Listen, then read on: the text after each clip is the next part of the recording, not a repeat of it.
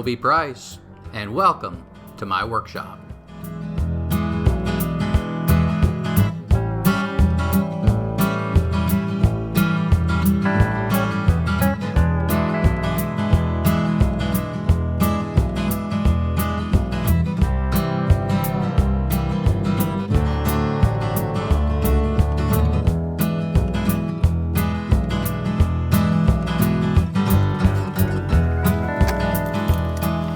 I'm just back from the woodworking store. I've got some T-track.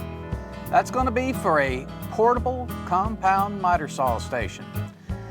The room upstairs needs to be outfitted, or at least partly outfitted. Valerie's getting a little impatient. I told her, can't do that without a portable miter saw that I can take upstairs and do it up there. So that's what I got for Christmas. And now she's telling me to use it. So let's go ahead and get started on this portable station. I think you'll find it a little bit interesting. It's not a porch swing, but that's what we're working on next. I'll see you inside. Let's build a compound miter saw station. Part 1. Casework.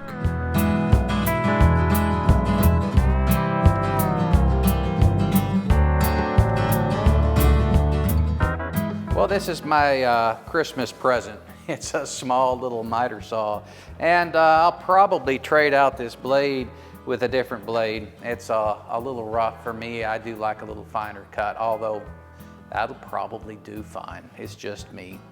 What I want to do with this is I want to put a platform underneath it that sits on 2 sawhorses, but I don't want it to be real big. I think about 5 feet with about 21 inches on either side would be just fine. And what we'll do is we'll put a base down that this will sit on. We'll build a platform up to this level right here, and then we'll build another platform up to give myself a fence to ride on. Now there's probably a couple of things we're going to do with this that's going to make it a little nicer. We're going to put a couple of T-tracks in up front, so if we wanted to do moldings, we can do moldings, and we can put 2 stops in to hold it steady here. Also, we'll have some T-track on top so that we can put some stops in. The type of things that make a miter saw workstation work right. So first thing to do is to work on the base, and 5 feet is what I want. Why is that? Well, I've got a piece of plywood. It's about 5 feet, and I don't want to cut up another piece of plywood to do this. So there you have that. We're also going to wrap the live edge of the plywood, if that's a live edge, with oak this time instead of maple like we did with the router table. So let's go ahead and get started on the base. It's going to be about 5 feet by about 15 inches, and we will cut that up at the table saw. I'd rather cut this with a track saw, but my table is still full of all the pieces for the router table. We haven't quite finished that process yet. We've got some pieces that need time to dry, and that's where they're scattered. So we'll go ahead and make this on the table saw, and just be careful with it.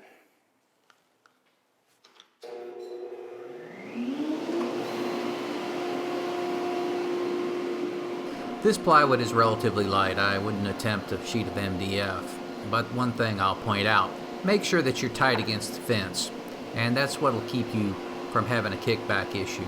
Also, the riving knife. There's nothing more important than a riving knife on a cut like this. That will also help prevent kickback.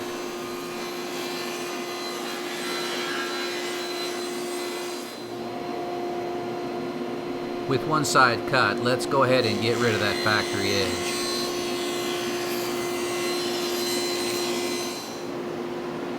There are 4 strips that are about 2.5 inches deep.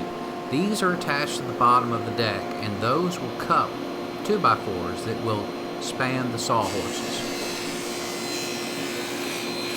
All right, now most people wouldn't joint plywood, but as I was going through, I noticed a little burn mark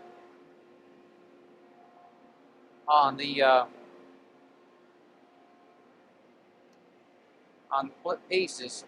And because I don't care how tall they are, because it's going to fit inside 2x4, thought I'd go ahead and give it a joint. Now with carbide teeth, you can do this without too much worry. You hear that? Right there. Mhm.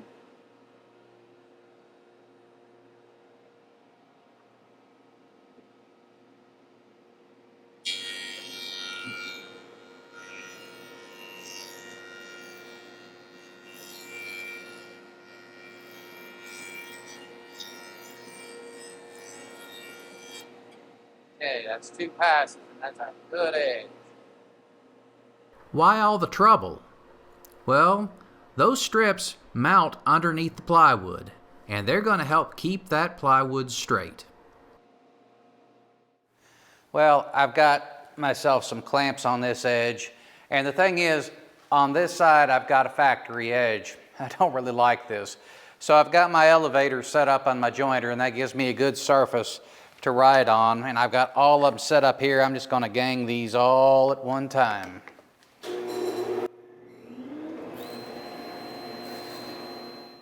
Well, I've got my saw centered up, and this is where it's going to sit on the bottom.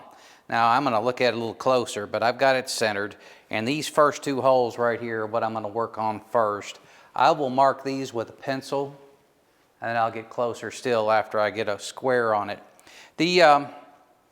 What I'm going to do is I'm going to install a T-nut, and to do that I'd like to countersink it. If I countersink it, I've got to use a Foster bit to do that first.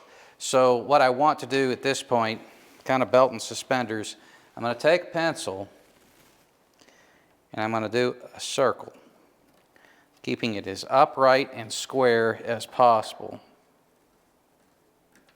And I'm going to do that on all 4.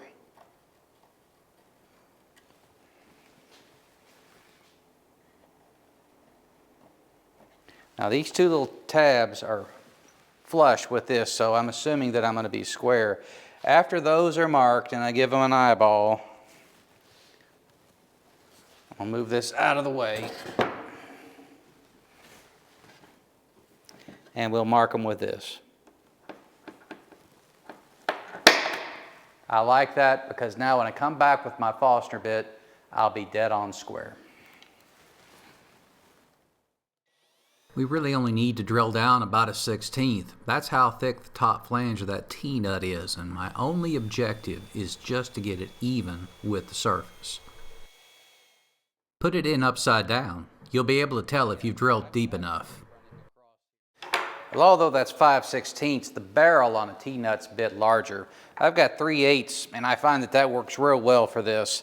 Now the Foster bit leaves a little hole. That'll guide you straight on in. That wasn't quite as smooth as I wanted. Now what else I like to do is I like to take this T-nut, put him in there. It doesn't take much, just a little thumbprint. And then you can take yourself another drill bit, much smaller.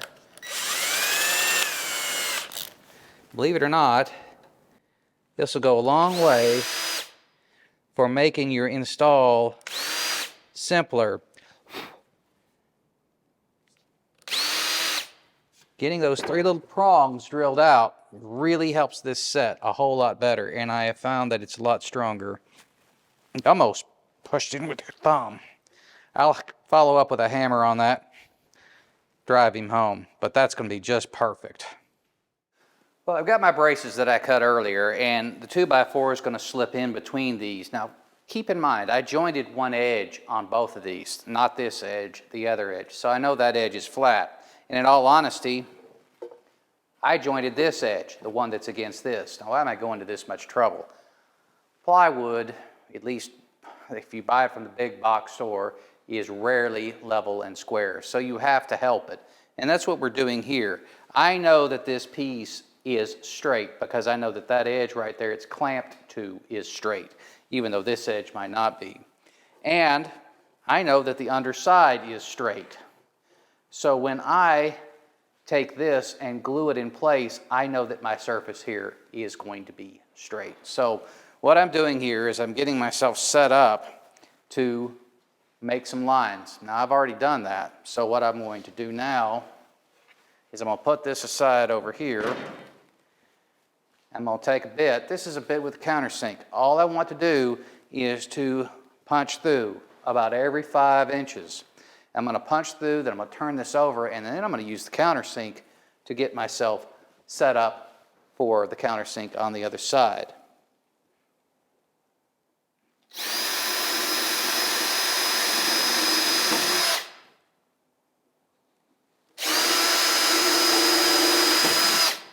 That's a lot of holes.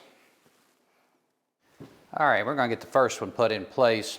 Now I have 2 marks on either side that correspond to a 3/4 inch piece of ply, and I'm going to put some glue down. Now I could get some glue on my other support, but we'll fix that later. I'm not particularly concerned.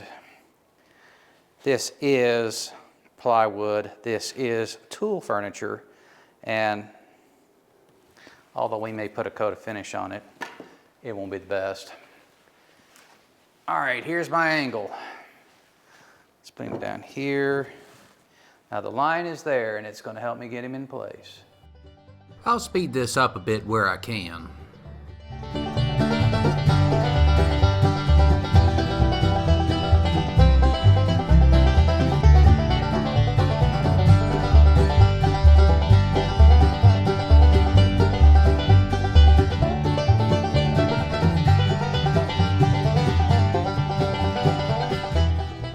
All right, we're squared up with the edge, and that's what I was concerned about, and that's very square. All right.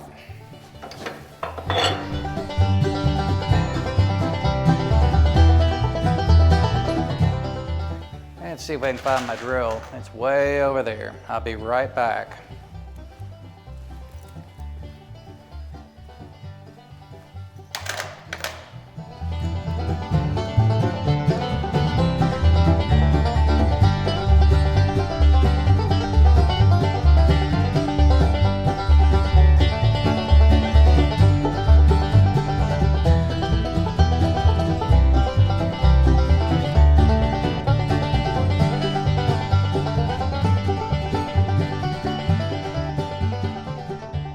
Well, I've got my platform on a couple of horses, and I've got the 2x4s underneath.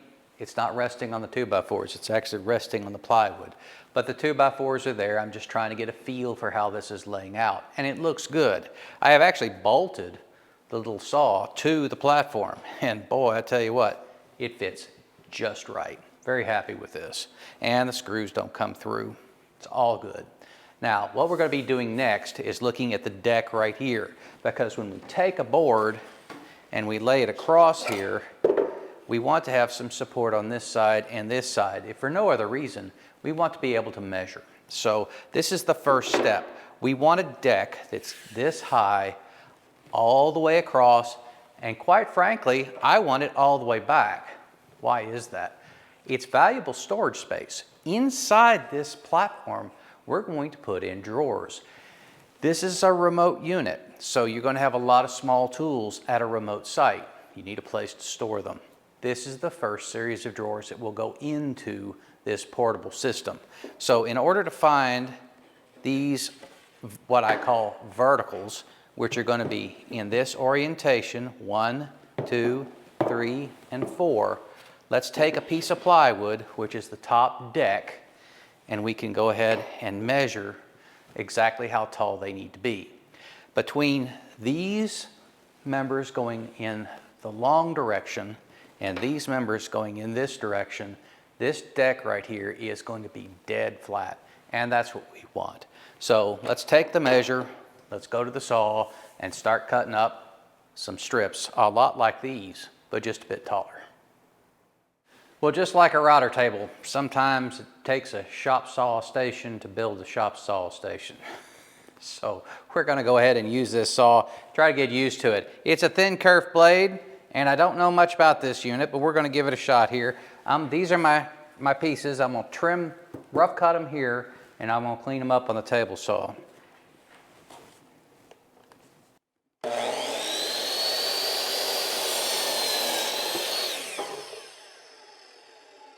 Must admit, that's pretty smooth. With a stop in place, we can make short work of cutting these pieces to length. Take the time to mark your holes. You'll spend more time cleaning up a misplaced screw than you will otherwise. Prep is everything. And yes, I will countersink all these holes on the other side. Seems like overkill, but it's in the right place, and it's straight. And it will keep the platform straight once I get it screwed in place. On the underneath side, we have two pieces right here. These two boards actually cup in a 2x4 that's 8 feet long or 10 feet long. Now, when I'm putting the second one in place, if I put it exactly a 2x4's width across this, it's going to bind up.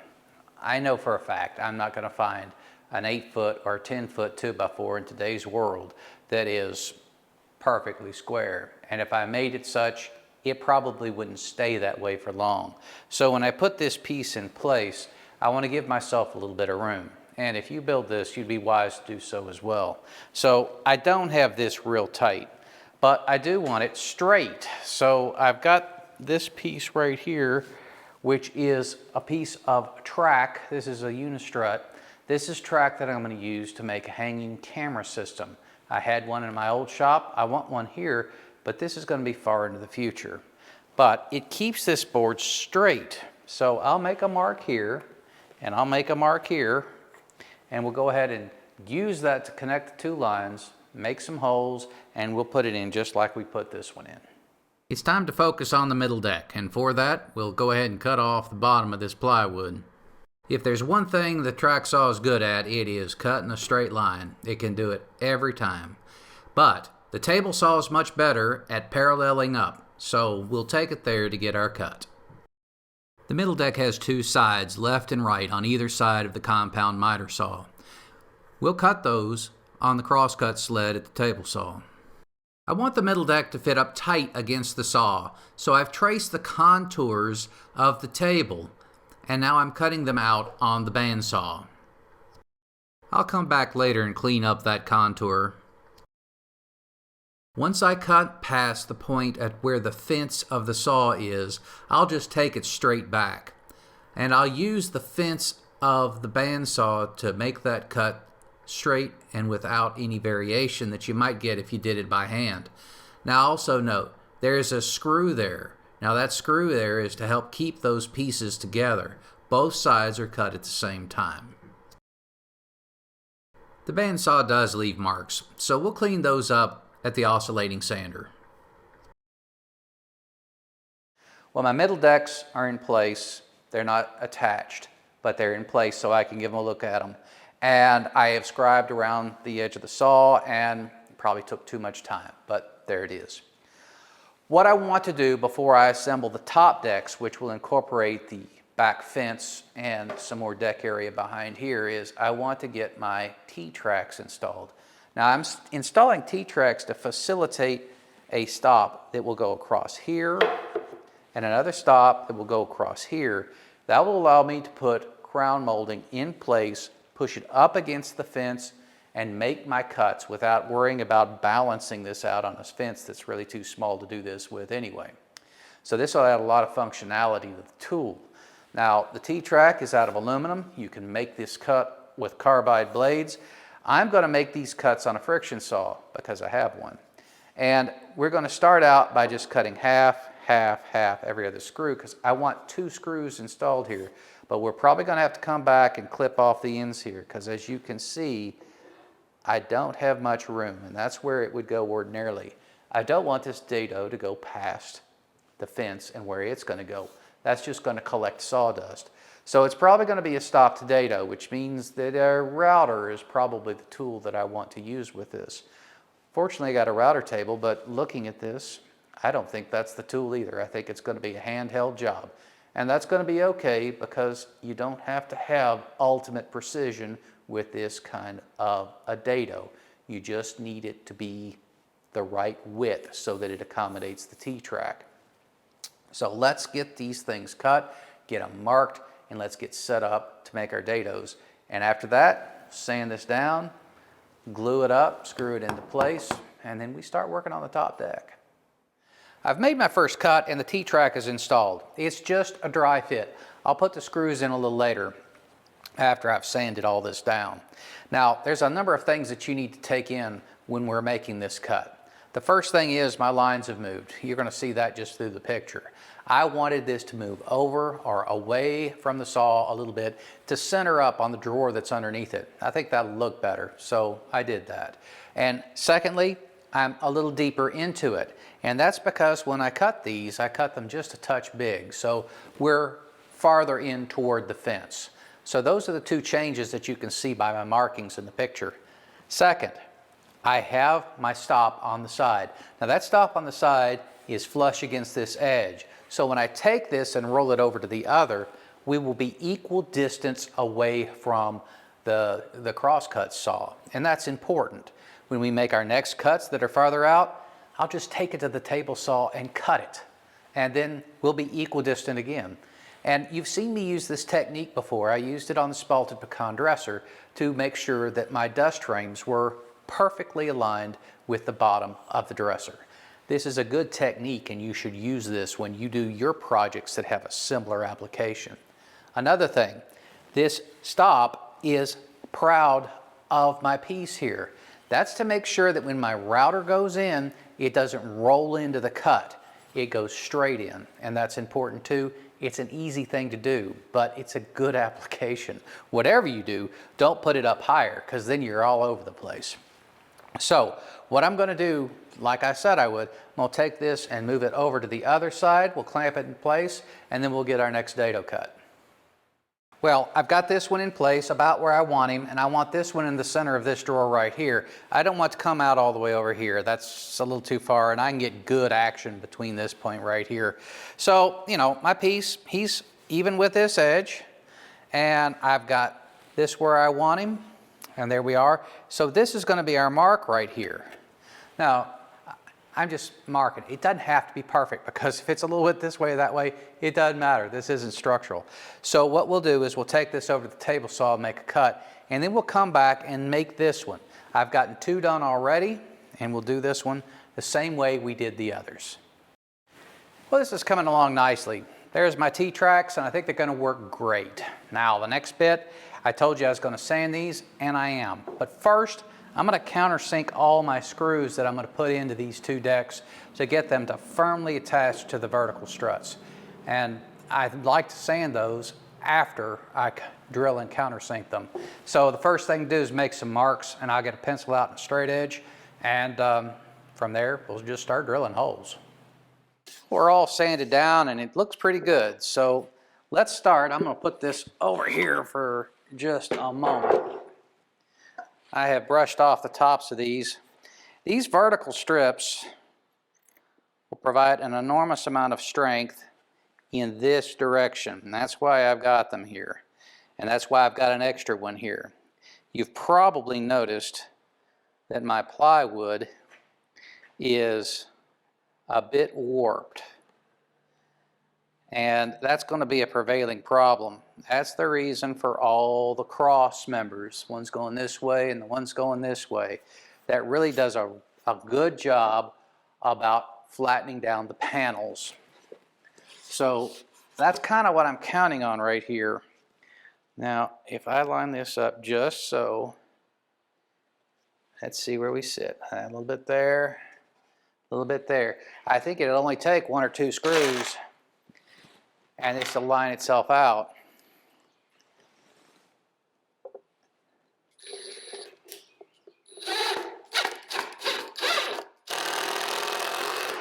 Now this was pre-drilled over here as well, and that's the reason that it found its home, because it was pretty close to begin with.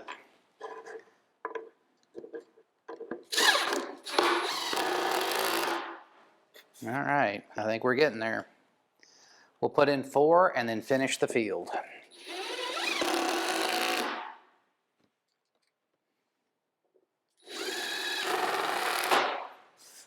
It's going to be good, good. The fit for the T-track is pretty tight, so we'll take it slow.